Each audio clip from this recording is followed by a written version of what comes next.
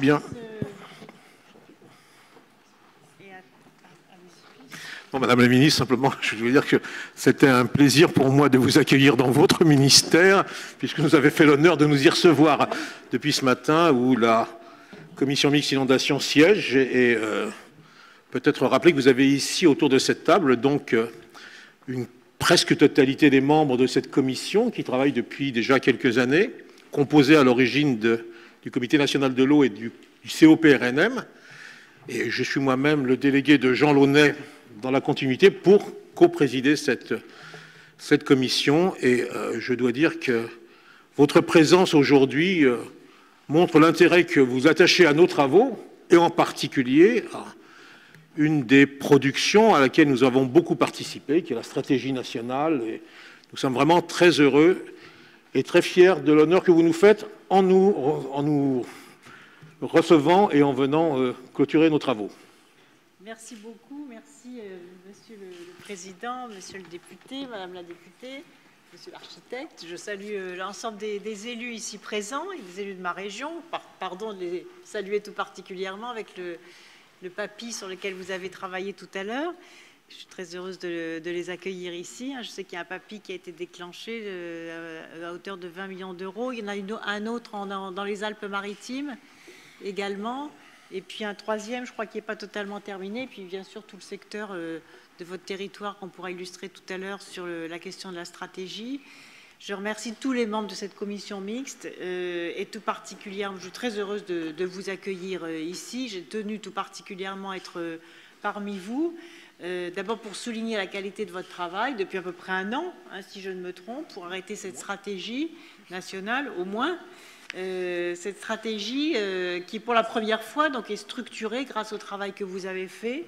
Et je suis très heureuse de lui donner toute son importance et vous dire à quel point nous allons maintenant pouvoir nous appuyer sur cette stratégie donc, qui est rendue publique aujourd'hui et qui permet au fond non plus de subir le risque d'inondation, c'est-à-dire de ne pas être dans une posture uniquement de subir l'inondation, mais au contraire maintenant de s'organiser, de prévenir et de considérer que eh bien, c'est un état de fait auquel nous devons nous adapter et intelligemment.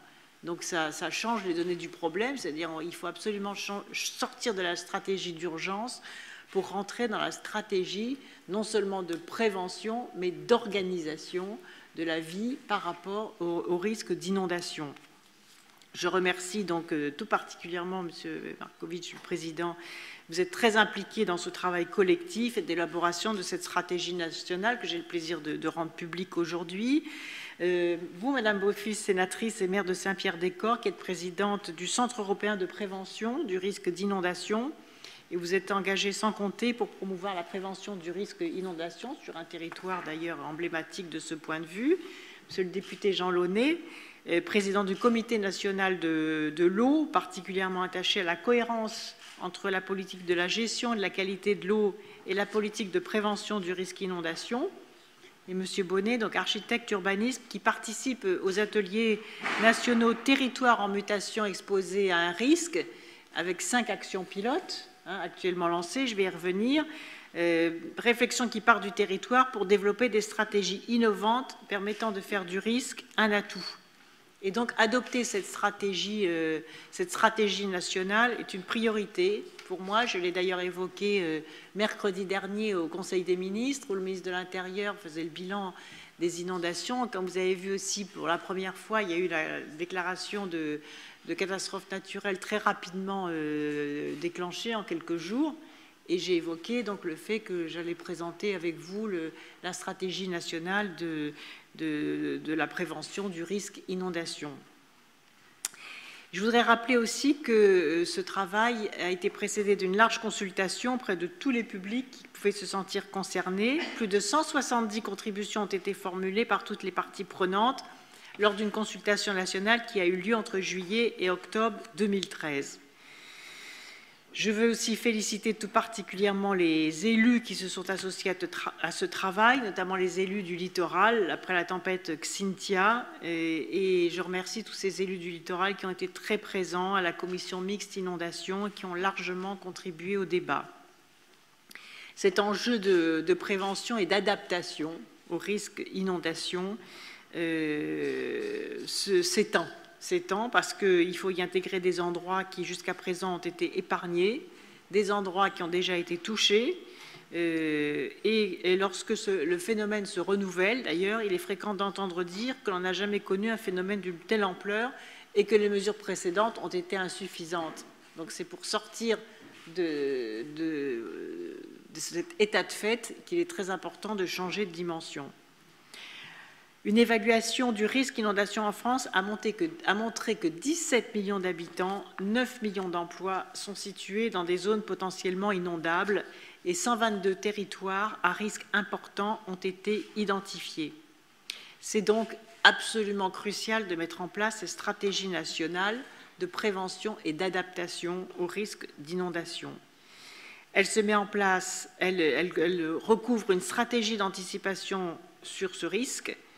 Tous les territoires à risque et pas seulement les territoires qui ont été sinistrés, je crois que c'est ça qui est nouveau. Cette stratégie va donc ensuite faire l'objet, bien évidemment, de décisions opérationnelles dans le cadre du schéma que je vais vous présenter maintenant.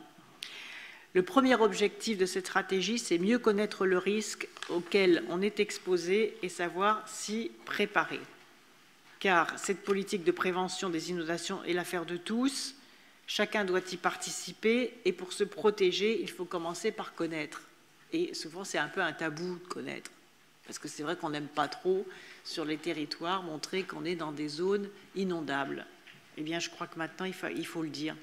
Il faut le dire non pas dans une logique d'accablement, mais dans une logique de détermination pour agir et pour retourner les choses de façon positive, et notamment en réfléchissant à l'urbanisme adapté à ces zones inondables. C'est pourquoi cette stratégie comprend l'ouverture du portail Internet Géorisque. Ça veut dire quoi? Ça veut dire que ça y est, maintenant, l'information est mise à la portée de tous et ne reste pas entre les mains de quelques experts. Pour la première fois, donc, ce portail va regrouper les 130 indicateurs géolocalisés sur les risques, et notamment sur les inondations, avec des cartes et des photographies aériennes. Et donc, il permettra à chacun, avec la rubrique « Ma maison, mes risques », de voir la situation de son habitation au regard du risque. J'incite donc aujourd'hui, devant vous et à travers la presse, toutes les personnes situées dans les secteurs les plus à risque, à s'équiper à l'avance, par exemple, d'abord aux maires des communes concernées de faire de l'information, parce que peut-être qu'il n'y aura jamais d'inondation, et peut-être qu'un jour il y en aura une. Donc il vaut mieux anticiper sans affoler. Et je souhaite que les recommandations que j'ai faites avec le ministère de l'Intérieur dans ce domaine soient plus largement appropriées. Vous savez, moi j'ai été présidente d'une région où il y a eu le risque Xynthia, où il y a eu des personnes qui ont perdu la vie dans cette effroyable tragédie. Eh bien, dans certaines communes, il n'y avait même pas eu l'alerte qui a fonctionné, il n'y a même pas de sirène qui était en état de marche. Donc, vous voyez, c'est des choses souvent toutes simples en termes d'équipement. Alors, j'ai dit à un moment, on se disait, mais pourquoi les cloches des églises n'ont pas sonné? Donc, vous voyez, il y a des choses toutes simples à organiser au niveau des villages pour que lorsque l'inondation arrive de nuit, que les gens au moins soient informés. Ensuite, il y a eu des ordres, des contre-ordres, on n'arrivait plus à joindre les gens, etc. Il n'y avait pas l'équipe de survie.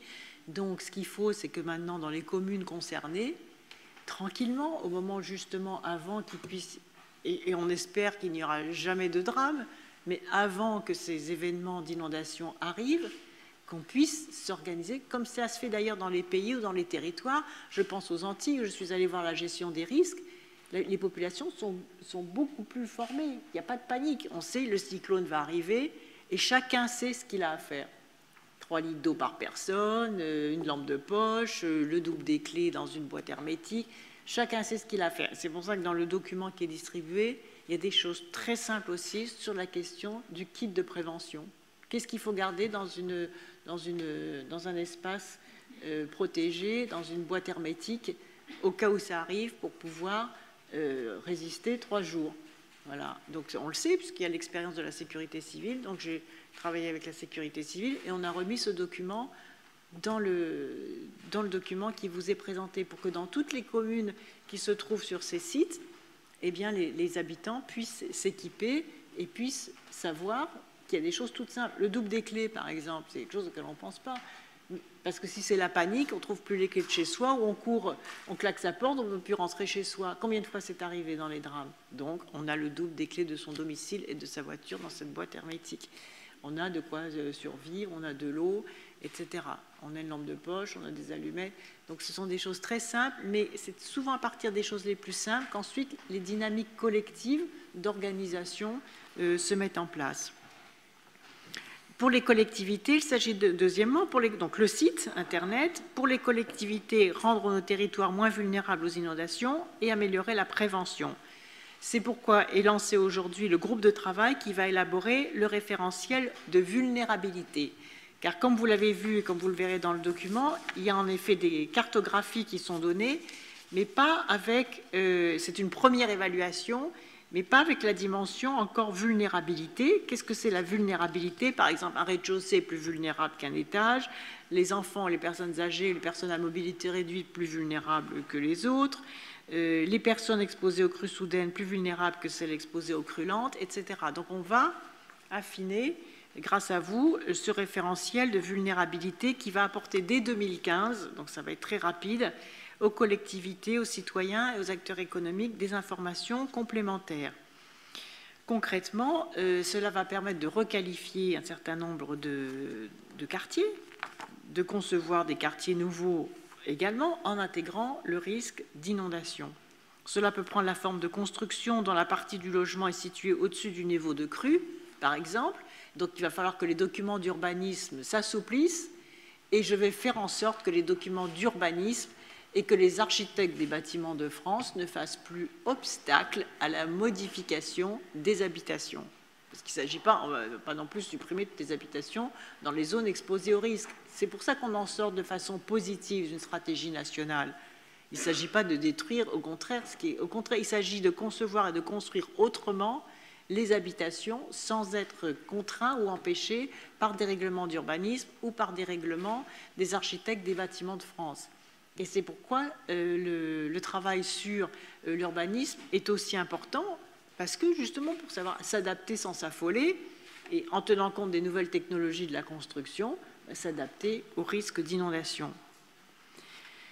C'est aussi développer les plans de continuité d'activité dans l'entreprise. Donc des ateliers nationaux des territoires exposés aux risques ont été lancés en 2013. Il va y avoir un séminaire de restitution en décembre 2014 pour présenter les enseignements et les situations similaires. Et je crois qu'il y a 5 territoires pilotes actuellement, dont le vôtre, Madame la sénatrice, et vous nous en direz tout à l'heure l'essentiel. Il s'agit donc de rendre nos territoires moins vulnérables au risque d'inondation, et c'est un des objectifs majeurs de cette stratégie. Je vais également lancer une consultation internationale d'architecture. Je vais lancer un concours international d'architectes pour justement tirer ce problème vers le haut et pour savoir comment on peut innover de façon urbaine et architecturale, intégrer le risque inondation dans la construction, dans les opérations d'aménagement de requalification urbaine, avec des solutions adaptées à la diversité des territoires en réduisant la vulnérabilité. Plutôt que d'avoir des solutions où on rase tout, eh bien, réfléchissons à la façon dont on peut construire différemment pour justement à la fois bénéficier d'un progrès architectural, d'un progrès de la qualité de vie. Après tout, quand on vit au premier étage, on a le plus belle vue.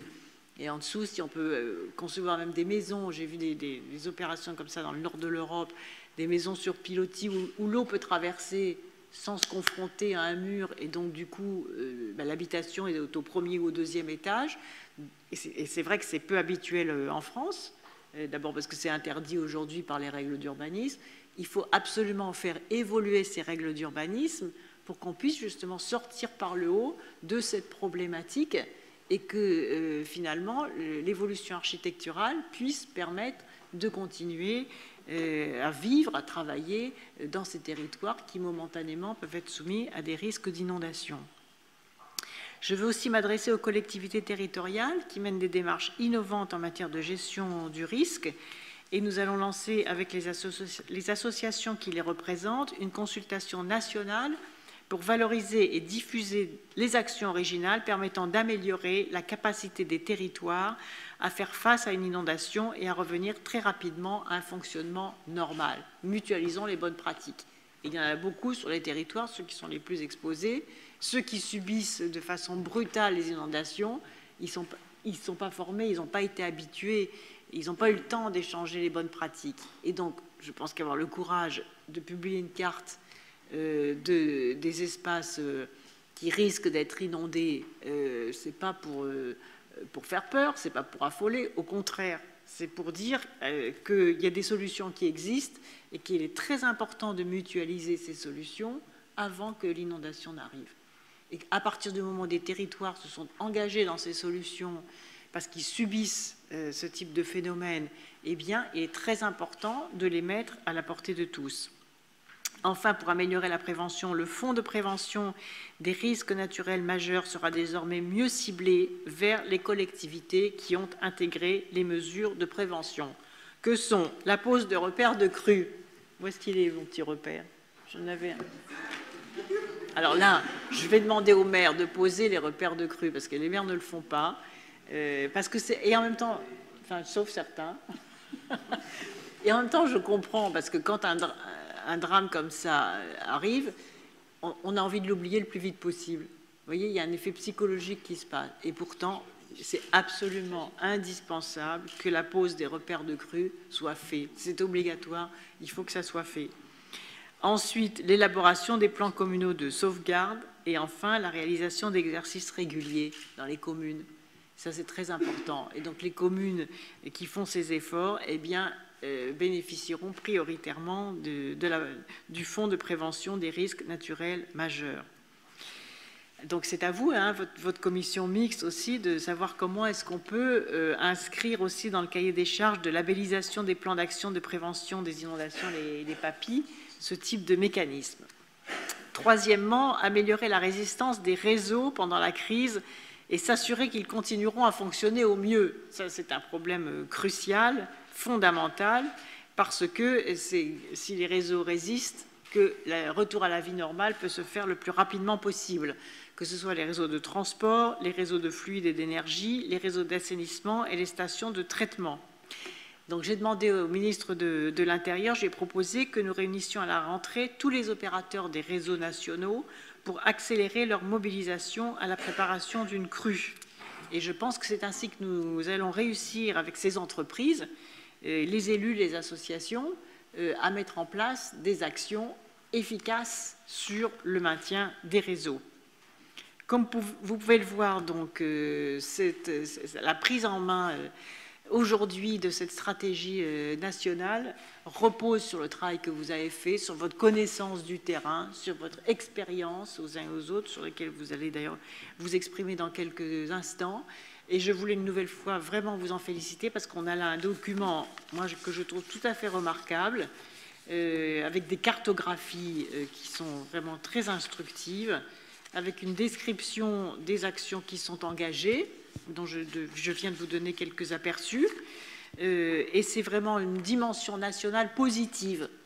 Non pas que le phénomène soit positif, c'est toujours un drame, hein, les inondations, surtout quand c'est subi plusieurs fois par an par les mêmes populations qui à chaque fois doivent retirer la boue de leur domicile, c'est parfois même c'est désespérant. Et donc ça veut dire qu'il faut modifier la façon de construire, lancer des actions de rénovation des territoires qui subissent des innovations pour que les rénovations des logements se fassent sur d'autres modes architecturaux. On doit pouvoir rester vivre dans son territoire, sauf, et je ne dis pas qu'on va construire dans les territoires inondables qui actuellement sont inconstructibles, hein. Ne me faites pas dire ce que je n'ai pas dit. Mais dans les territoires qui sont appelés, puisque vous avez vu combien j'ai dit de millions de personnes, 17 millions, pas déplacés, 17 millions de personnes. Donc de toute façon, il y a des territoires qui doivent concilier le risque inondation avec d'autres façons d'habiter et d'autres façons de se préparer au risque inondation. Eh bien, de ce handicap, faisons une chance pour faire évoluer à la fois le vivre ensemble et la rapidité de prévention et d'alerte, une chance pour changer aussi donc la façon d'occuper l'espace et surtout la façon de construire et la façon d'habiter, en faisant en sorte que ces nouvelles conceptions de l'habitat et de l'architecture constituent aussi un progrès dans la qualité de vie dans le bâti. Et j'en suis convaincue que ça peut être le cas. Donc il faudra voir comment on aide aussi les habitants à financer ces rénovations conformes ou compatibles avec le risque d'inondation. Il faut voir aussi comment, pourquoi pas coupler le déclenchement d'un certain nombre de chantiers, d'écoquartiers préparés à la prévention du risque inondation, coupler ça avec les aides qui vont être données dans la loi de transition énergétique. Parce que, comme vous le savez, il va y avoir des prêts aux collectivités territoriales à hauteur de 5 millions d'euros par opération. Et peut-être que, du coup, dans la loi de transition énergétique, je vais peut-être élargir la possibilité de mobiliser ces prêts à la conception d'écoquartiers liés aux inondations, pourquoi pas. Les exonérations fiscales qui vont être données pour le risque inondation, réfléchissons, je vais réfléchir à la façon dont on pourrait aussi, s'il y a en même temps une opération de rénovation énergétique des maisons et en même temps des travaux liés au risque inondation, pourquoi pas ne pas lier les deux. Donc je pense qu'on va pouvoir trouver, à partir de ce point de départ d'aujourd'hui et de la mise en valeur et de la présentation de cette stratégie nationale qui permet de prévenir, et pas seulement prévenir, de prévenir et de s'organiser, c'est comme ça que j'ai envie de l'appeler, prévenir et s'organiser face au risque inondation. C'est donc aujourd'hui un point de départ très important qui est à la fois l'aboutissement de votre travail et en même temps un nouveau départ vers la diffusion de l'information. Premier point, ça, je crois que c'est vraiment la première fois que ça se fait et je pense qu'il faut avoir le courage de le faire et il faut que les territoires concernés s'en saisissent comme une opportunité d'action et pas comme un fléau qui leur tombe sur les épaules, parce que de toute façon, notre responsabilité, c'est de protéger les populations et rien ne doit nous arrêter sur ce chemin-là. Et en même temps, on apporte aussi des solutions pour que ce risque inondation soit mieux mesuré, mieux prévenu et suscite surtout une meilleure organisation pour pouvoir le traverser sans dommage. Voilà, je vous remercie une nouvelle fois infiniment et je pense que je passe la parole à Jean Launay. Merci Madame la Ministre. Merci d'abord de m'avoir associé à ce rendu et à cette conclusion des travaux de la commission mixte inondation et qui débouche sur cette stratégie nationale face au risque d'inondation. Et merci aussi, vous me permettrez de le dire, à Daniel Markovitch, qui est président de cette CMI, émanation elle-même du Comité national de l'eau que je préside. Vous l'avez dit, la vie et les villes se sont de tout temps organisées autour de nos rivières et de nos côtes. Donc l'enjeu, ce n'est pas de déménager tout ce monde, mais de leur permettre de vivre avec ce qui est à la fois un atout et quelquefois une contrainte. J'ai pour ma part, en tant que maire, je ne le suis plus, mais je l'ai été pendant 25 ans, été confronté à ce risque inondation de façon minime, puisque ce territoire n'est pas dans les TRI qui font partie de la carte qui a été aboutie, mais néanmoins, la commune a mis en œuvre un plan communal de sauvegarde, ça répond à l'impératif de prévention que vous avez cité au départ, a mis en place des repères de crues après avoir eu 2 générations de papis sur le bassin de 2 rivières qui l'alimentaient. Donc, je crois que des exemples existent déjà sur le terrain et la stratégie qui est mise sur pied va permettre de généraliser les bonnes pratiques et les changements de comportement. On fait souvent la distinction dans la gestion de l'eau entre le petit cycle et le grand cycle de l'eau. Petit cycle, eau et assainissement en eau potable, et puis grand cycle de l'eau, l'état des milieux, les zones humides. Et puis, moi, je considère que les inondations, finalement, c'est qu'un excès du grand cycle de l'eau, probablement aggravé par les phénomènes de réchauffement climatique et la brutalité et l'accélération des phénomènes d'inondation ou climatiques plus généralement. Donc, dès lors que la directive cadre européenne sur l'eau nous parle de gestion intégrée de l'eau et de bassins versants, je considère que parler des inondations comme on le fait aujourd'hui, c'est intégrer les inondations dans la gestion de l'eau.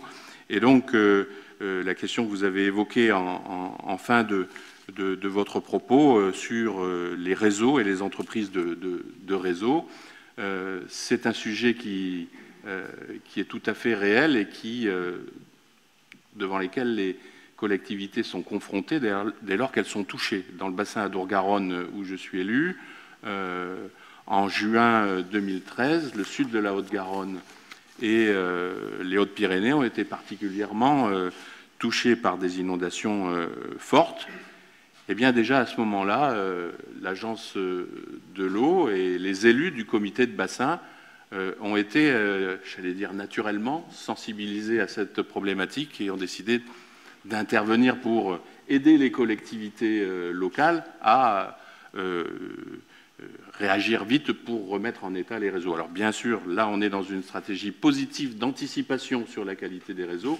Néanmoins, quand il y a des corrections à faire, il faut pouvoir le faire.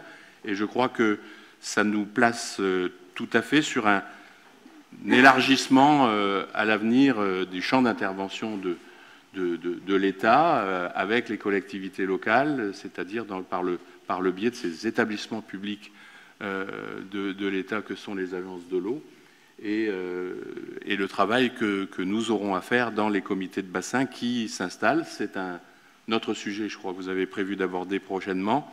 Et puis, je vous invite, mais je crois que c'est d'ores et déjà prévu avec vos services, au prochain comité national de l'eau, le 23 septembre, où nous évoquerons les schémas d'aménagement et de gestion de l'eau.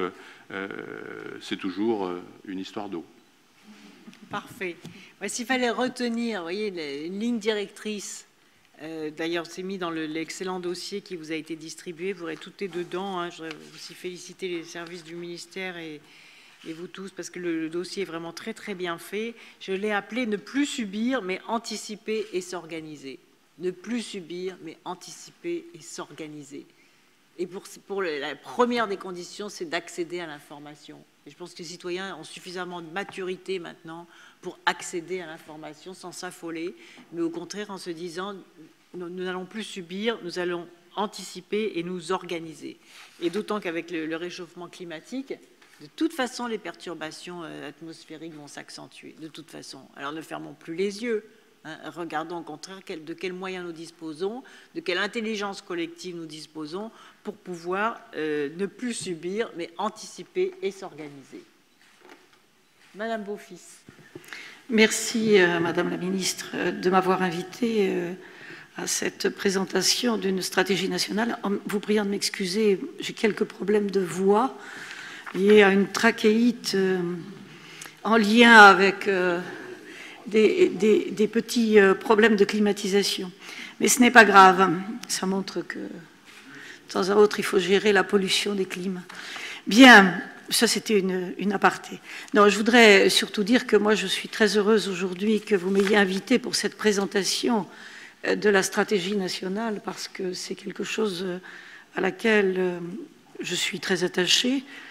Mon prédécesseur au sein du CEPRI avait été porteur avec plein d'autres associations de cette volonté de la construction d'une stratégie nationale et j'apprécie qu'aujourd'hui on arrive à ces éléments donc, de conclusion et qui vont nous aider à porter une autre vision peut-être que celle qu'on a pu connaître à un moment dans ce domaine.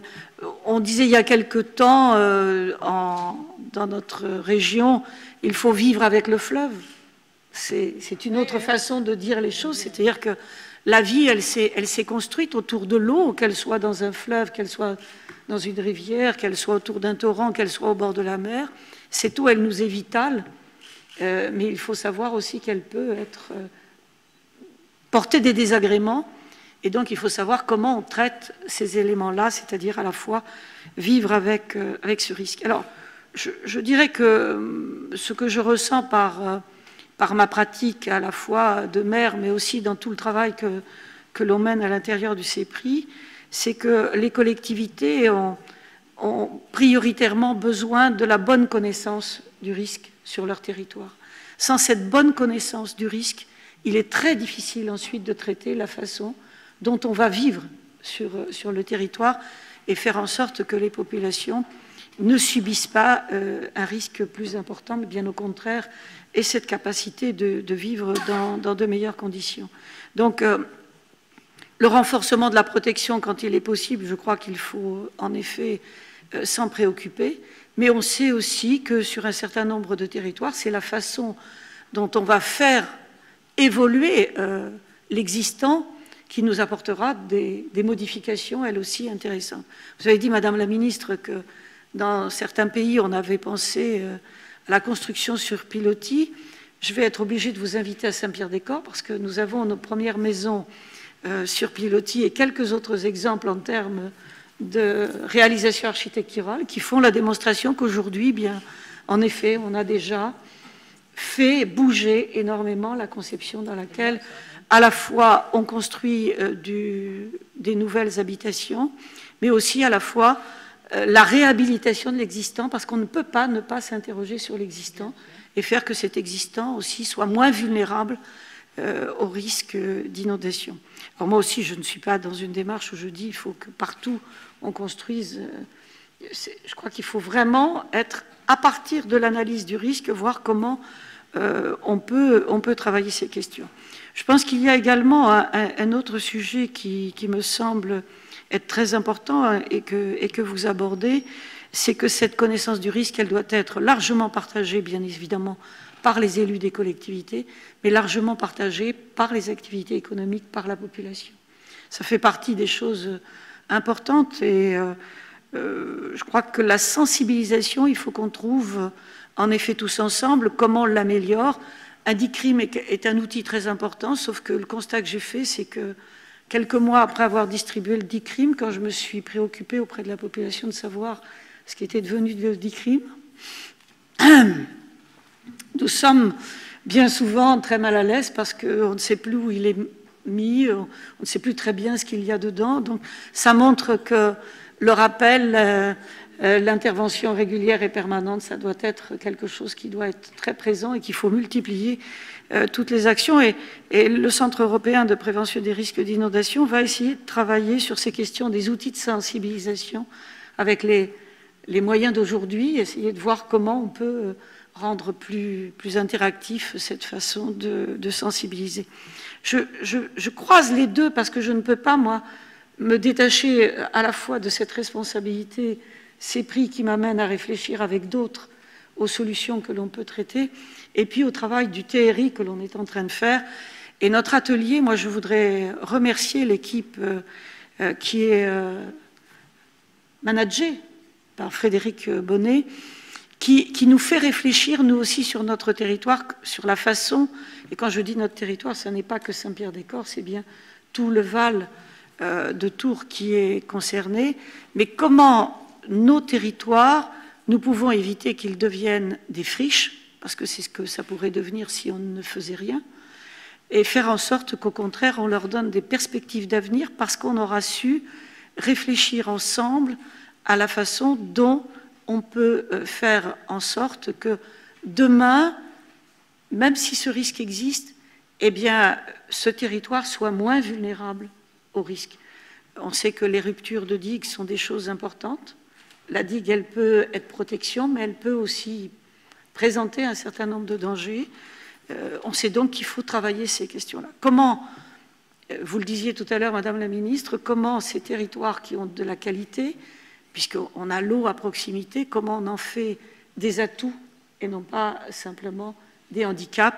Et je crois que ce travail-là, grâce aux équipes qui ont été choisies par le ministère, nous aide à nous poser les questions à la fois autrement, en essayant d'y apporter les réponses les plus pertinentes. Alors, je ne vais pas rentrer dans le détail de l'atelier, vous allez voir quelques images tout à l'heure du travail qui est engagé, mais ce que je veux surtout dire, c'est que cette réflexion, elle nous amène à avoir une vision qui va nous permettre, j'en suis certaine, à la fois d'apporter plus de protection, mais aussi de donner une dynamique et de faire en sorte que les gens n'aient pas l'impression qu'ils peuvent tout perdre d'un seul coup parce qu'on n'aura pas traité cette question de leur avenir.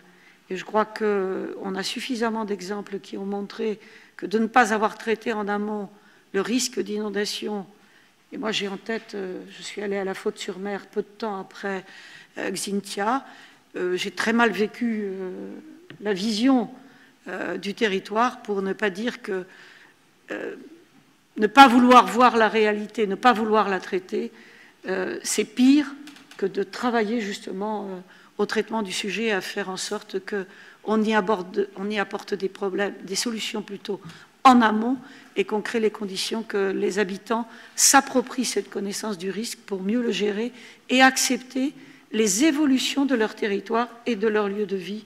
Et je crois qu'on y gagnera tous dans ce domaine.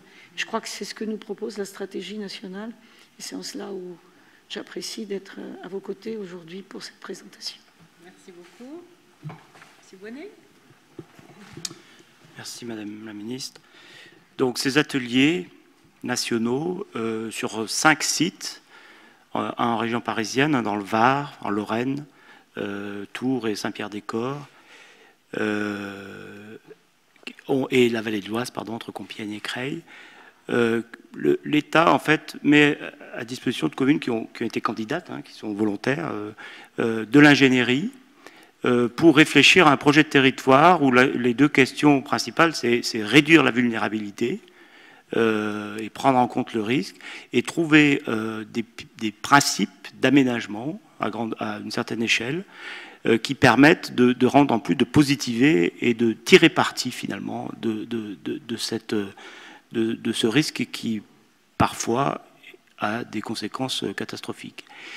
Donc c'est un travail de projet et où les élus sont associés, c'est-à-dire c'est les élus, c'est une coproduction avec les élus locaux et aussi avec l'ingénierie, je dirais, mise à disposition, l'ingénierie de l'État, services déconcentrés, services et administration centrale, qui, sur la connaissance précise des risques, apporte un niveau de compétence extraordinaire. Il y a une très forte connaissance, très fine en fait, qu'on peut optimiser dans ces services des événements et des phénomènes.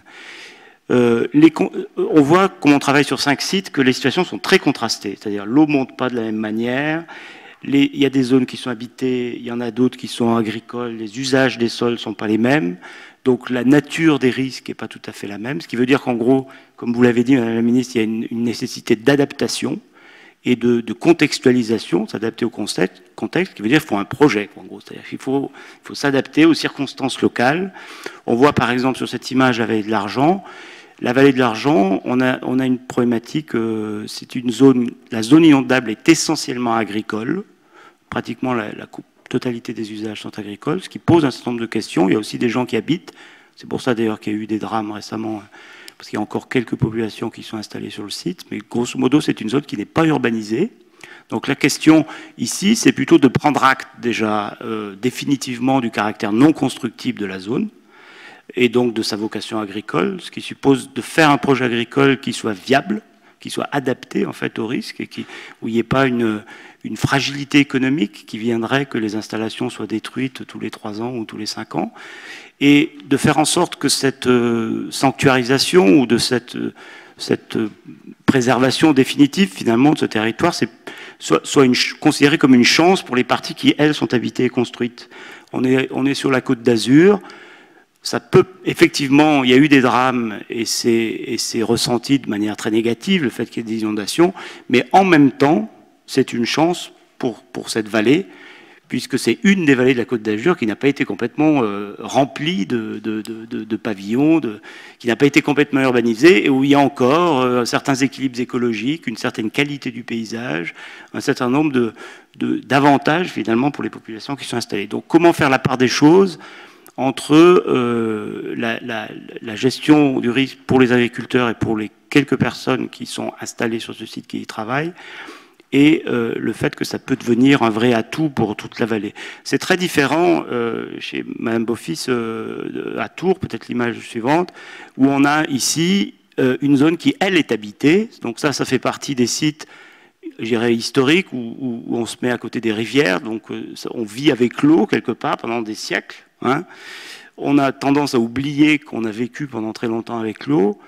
Il y a eu des digues en plus qui protègent, mais ces digues-là ont une certaine fragilité. Donc il s'agit ici non pas de déménager les 50 000 habitants qui habitent dans la vallée depuis très longtemps et qui sont là avec tous les services, les gares, les infrastructures, les équipements, etc.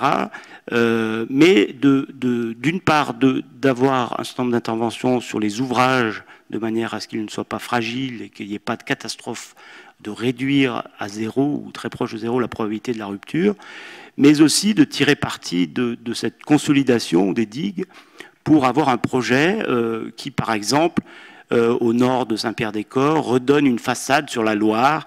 On est sur un site UNESCO, il y a un certain nombre d'atouts, une façade sur la Loire à la ville de Saint-Pierre-des-Corps, en adaptant, et là on est en plein dans ce que vous avez mentionné tout à l'heure de manière très précise déjà, vous en avez dit plus que moi, presque, Madame la Ministre, sur les dispositifs architecturaux qu'on voit, je pense, sur l'image d'après, qui permettent de maintenir en fait les populations sur place dans des conditions de sécurité optimales.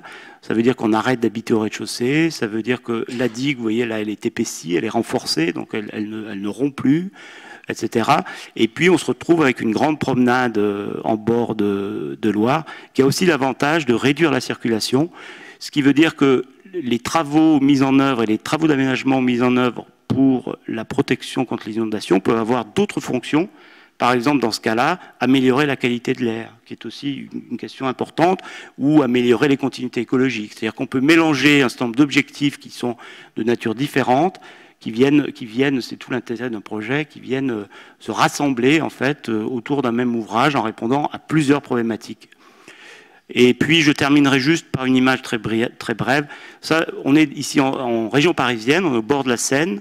C'est juste un exemple, c'est donc un projet où nous sommes urbanistes. C'est pas l'architecture, c'est pas nous, hein, mais simplement, ce qui est intéressant, c'est dans vous savez, dans la plupart des grandes métropoles, il y a beaucoup de zones construites qui sont en zone inondable. Il y a donc des règlements qui sont faits. Et ce que je voulais simplement illustrer par cette image, c'est que là, c'est des bâtiments qui sont conformes au règlement, c'est-à-dire qu'il n'y a pas de logement au rez-de-chaussée, et 60% de la parcelle n'est pas construite et était en pleine terre. Ce qui permet d'avoir une certaine densité qui correspond à des objectifs, je dirais, de développement durable à l'échelle métropolitaine, et en même temps d'avoir des formes d'habitat plus intéressantes. C'est-à-dire qu'on a des arbres, on a de la pleine terre, on a des vues parce qu'on ne peut pas faire un gros pâté très dense, on est obligé d'aérer en fait. Et donc, tout ça pour dire qu'il y a une capacité, il y a un potentiel d'invention qui répond à la fois à la protection des populations et à la réduction de la vulnérabilité, et qui en même temps, grâce, je dirais quelque part, à cette contrainte, donne des qualités que l'on n'aurait pas si on était dans une situation moins vulnérable. Donc c'est plutôt, pour le technicien que je suis, et je termine là-dessus, un message dans le cadre de cet atelier. Nous essayons en fait de retourner finalement, d'inverser le regard, et en réduisant cette vulnérabilité, d'avoir des projets qui mettent en valeur les atouts des territoires.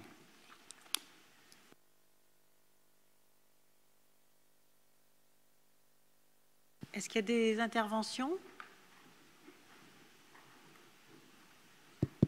Non, personne ne va ajouter quelque chose? Est-ce qu'il y a des questions des journalistes? Oui? Oui, Simonet, Journaux. Le référentiel de vulnérabilité sera un élément central dans l'application de la directive cadre d'inondation, et c'est évidemment aussi l'élément où se croiseront les principaux enjeux en fait. Est-ce que du coup vous lui avez fixé une échéance pour sa parution, ou est-ce que c'est libre, le groupe de travail, pour qu'il s'étripe à volonté? Non, non, je leur ai donné 2015. 2015, début, oui, ou fin? Fin 2015.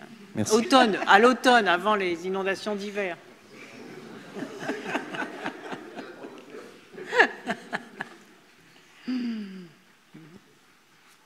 Est-ce qu'il y a d'autres questions?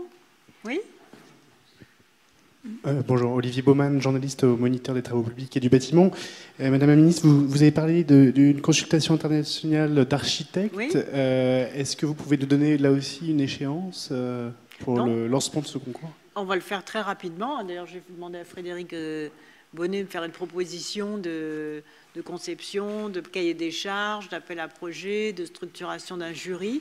Je vais associer bien sûr Sylvia Pinel et on va lancer ça très vite. Merci.